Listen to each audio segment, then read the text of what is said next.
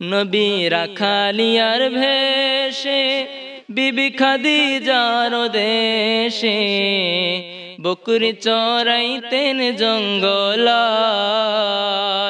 বনের যত পশুগণ ভক্তি করত দুচরণ, বনের যত পশুগণ ভক্তি করত দুচরণ।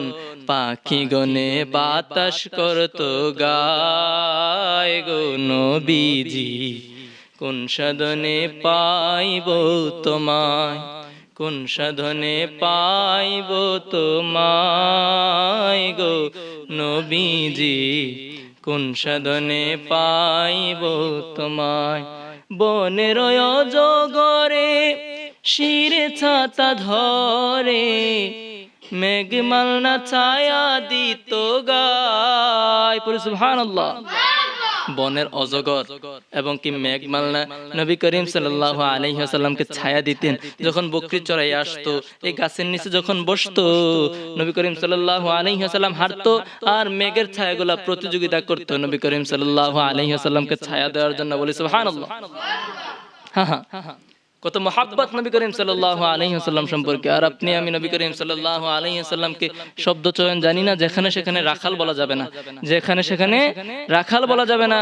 রাখাল কখন বলবেন? উদাহরণের ক্ষেত্রে, যে নবী করিম সাল্লাল্লাহু আলাইহি ওয়াসাল্লাম বকরি চড়িয়েছেন, রাখালরা যেভাবে চড়ায় সেভাবে, কিন্তু তিনি রাখাল ছিলেন না। তিনি কি ছিলেন না?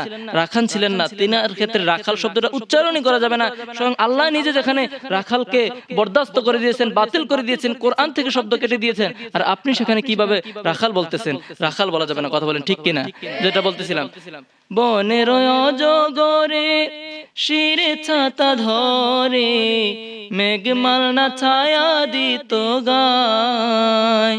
তোমার এই মুজিজা দেখে আম্মা খাদিজা জীবন মরণ সপে দিল পায়, জীবন মরণ সপে দিল পায় গো নবীজি, কোন সাধনে পাইব তোমায়, কোন সাধনে পাইব তোমায় গো নবীজি, কোন সাধনে পাইব তোমায়।